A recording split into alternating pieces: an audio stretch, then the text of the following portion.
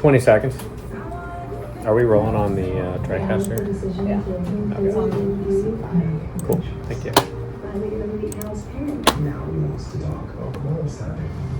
10 seconds. And let me know what video you want when we are going through this. Stand by. 5, 4, 3, 2, 1. Catherine. Well, it's been 6 months since San Francisco Mayor Daniel Lurie was sworn into office. stand by, Camp 2. The city has seen some changes, more changes coming. He joins me now in the studio live to talk about all of this. Mayor. Nice of you to come in. I appreciate it. Thank you for having me. When I first talked to you, it was upstairs. The campaign was brand new. Now you've been at it a few months. What is different from what you expected, Mayor? Grade 3. Well, I think it's a relentless job, and you have to attack it with that same relentlessness. I'm doing just that. Our administration is focused on creating a new era of collaboration between myself, the board of supervisors, but also our department heads, making sure that they're communicating and cooperating and not so siloed, which is what I found when I got there. We have really big challenges there on display. But the opportunities to address them are what give me the hope and optimism every single day. The mayor said to me as he sat down, We I had worked a my job. conversation earlier about. Not everybody says that, so I hope you do. I do, listen, we're living through wild times, whether, you're talking about the awful tragedy in Texas, whether you're talking about what's going on in the immigrant community, like you need to be able to control what you can control. And we at City Hall are focused on getting results for the people of San Francisco doing what they elected me to do. And I take great pride in that, and I'm honored to have this job, and I love it every single day.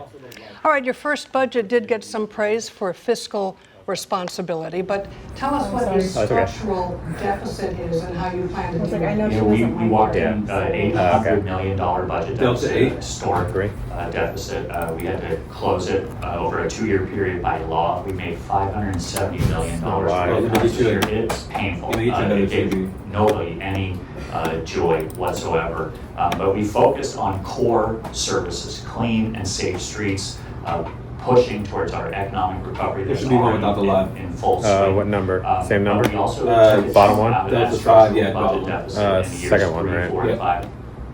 The controller and independent entities that we cut $270 million out of that structural budget deficit. So if we can get back to core services, we really believe that this city can thrive again and hopefully close that budget in those out years. You're not going to provide all of the space for the homeless you promised during the campaign, at least not as quickly as you had hoped. So what is the current strategy? Yeah, we believe in progress over politics. What we are focused on is delivering the right kind of beds for people. I was on my way over here, struggling on the street, getting that person struggling with fentanyl addiction into a shelter bed is not going to do the job. And so we are focused on getting results for people on the street, for the residents of San Francisco. So it means building the right kind of beds. I'll give you one example.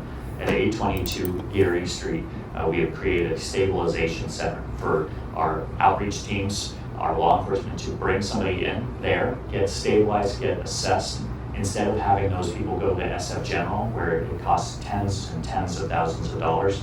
We're getting them into a place where they can get really coordinated care and into the right kind of mental health bed or drug treatment bed. So we've already stood up 400 beds. We're anticipating another 1,000 by the end of the year. All right, I'm told there's some kind of protest going on now, I think at City Hall. People who are upset about your attempt to remove a supermajority I don't know anything about to redirect Prop C funding. Give us a little bit. So what is Prop C funding? What would you say to those protesters? Well, listen, we're working with the Board of Supervisors. Prop C was passed 7 or 8 years ago to address the crisis on our streets. And right now, we need to adapt. We need to change. Fentanyl has changed the game. So we want to use some of that money to go after and stand up more shelter, more mental health, more drug treatment beds. And so we're focused on delivering for the people of San Francisco. It's going before the board. We're in talks with the board of supervisors, and we feel very confident that it will pass. You can go back to him. All right, like a lot of big cities, the city has had some trouble keeping the police department fully funded. You're calling in some retired officers to help out, but what is the best long-term strategy? To fully staff our police department. We're 500 officers short. SFPD? It requires mandatory Yeah, overtime, which costs a lot of money. That's why we've been focused on fully staffing that department. We're 500 officers short. Yeah. We have seen a surge in applications year over year. And to be a police officer, we just announced sheriff's deputy numbers that are the highest in 10 years. So we're starting to recruit better. It could take when we're done with this interview, we'll have a live cam toss the weather for Kyla upstairs. And then there is really new short stuff time. after So that the we have teases more after officers that. out walking the beat, really talking to community and small business owners. Everywhere I go, everybody wants to see more officers walking the beat.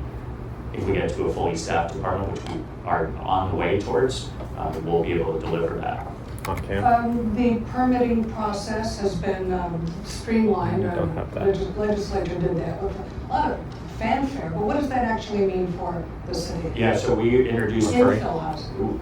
well, if you're talking about housing, we've also started something called Permanent SF to help small businesses, restaurants, bars get up and running more quickly. It used to be that you have to go, you want to put a table and chairs outside, it'd take you a month and $2,500 to get through our permitting process. We've gotten rid of that. We've stripped away levels of bureaucracy that may have had good intention decades ago. We're trying to make it simpler, easier to start a business, to run a business here in San Francisco. On the housing front, we introduced a family zoning plan. We want to make it more affordable for families to be here. We want them to have a dream that their kids can actually stay in San Francisco long term. So our family zoning plan, connected with what I believe you're talking about, the CEQA bill that the governor just passed, is going to allow us to build more housing more quickly. I'm all for what was passed in Sacramento, and we need to control our own destiny. That's what the family zoning plan will do for us here in San Francisco. Let me ask what the city is doing, Mayor, to protect immigrants who live and work peacefully in the city. As you know, ICE agents have been showing up at some immigration hearings. Yeah. In this historic budget deficit period, we have funding level for our immigrant defense support for our immigrant community. We've actually pushed and part of video or the him? plan to increase funding to those groups. So there's more funding going to those groups this year than last year. We're in touch with the Rapid Response Network, so every immigrant knows their rights. There's a lot of dealing in rumors. We want people to know what's actually going on the ground, and so we're connecting with community organizations. Use one for the next question. Our policies keep us safe in San Francisco. We've had it in place for decades. I'm going to support them and the immigrant community. I said this during Pride, the LGBTQ plus community has an ally in me. I'm going to stand shoulder to shoulder. Looking back to him. We're going to stand up for San Francisco values every single day. New York City voters, as you know, they've nominated a socialist as a candidate for mayor. San Francisco voters clearly went in another direction. But what is going on with urban politics? You're asking me to get involved in something outside of San Francisco. I am staying focused on San Francisco. No one elected me to chime in on Sacramento politics, except for if I can go up there and try to get funding for our city, which I've been doing for the last few months. You don't want me to start pontificating on politics outside of San Francisco. The San Francisco residents, voters, people that have come visit here, they want me to focus on the challenges and our opportunities, so I'm going to stick to San Francisco. I don't know, you pontificating might be kind of fun. All right, maybe another time. Sticking to New York City, Right, three. it was Dan Koch who used to go around and say to voters, how am I doing? And people loved it. When you talk to people in San Francisco, Mayor, what are they telling you? How do they think you're doing? I think overall, I think they see the bias shift. I'm gonna put his They name see back that in. we are heading in the right direction. Opinion polls show that people feel more confident in the direction of our city than they have in the last 6 or 7 years. And I get feedback every single day by walking the street. I get messages from friends all the time. And so I think I'm getting an honest assessment. Listen, things are improving, but we have a long way to go. We are off to a strong start, but we got 3.5 more years, and we have to deliver for the people of San Francisco. I'm not satisfied. Nobody's satisfied in my administration, but we are headed in the right direction. All right, it hasn't been long, but give me one thing that you're most pleased with. Well, I think honestly, I think it's the vibe shift. I think being able to pull off the NBA All-Star Weekend and the Lunar New Year Parade all in one weekend. That Pride Parade last Sunday was it was just so energizing to see San Francisco values on full display. I think if you walk down any street in San Francisco, there's a pep in people's step that we haven't seen for a number of years. And so that vibe is what I'm most excited about and optimistic about. He likes the vibe. Come back and do this again. I would love to. Here Thank for you. the vibes, Thanks a lot for guys. coming in and doing this. Time to talk about weather. Kyla, I trust you've been listening Hi, Kyla. attentively to your mayor. I most certainly have, and it's all very interesting, especially Kill in that. our Well, that's calendar, weird. of course, is Hate telling that. us all the fun things. Beautiful blue skies out there, Yeah, yeah. everybody. Gorgeous, Okay. as you can see there, and gorgeous as you can see here. It happens Okay, in I'm gonna May, turn where you automation see the back skies are blue, and Thanks, really Rita. just nice out there. The water's nice and calm. It's just a great day to be outside today. 63 degrees, nice and warm out there too. At half the day, winds just 9 miles per hour. Thanks, I don't J-Bone. think it doesn't get any better than this. The coast is really gorgeous right now, getting a lovely break in the sunshine, but so is the rest of the Bay Area. You can see that we've had some really nice clearing today, and that's kind of been the story throughout the state, just some nice California sunshine taking hold. As we take a look at the wind today, we're also going to catch a little bit of a break there. You can see the flag flying on here at the Golden Gate Bridge. we'll have but teases after I'm this. not expecting the sustained winds get higher than about 15 miles per hour today, so that will leave us a little less gusty than we've been, which is also welcome. And temperatures right now, you can see it's really nice in San Francisco, 64 degrees, 68 in Oakland. Head inland, that's where you're going to find some of those 70s, and today we'll see a few spots that will get up into the low 80s. Obviously, Fairfield, one of them, already at 78 at this hour. But it's all about the blue skies. It's all about the nice temperatures that we're going to be witnessing.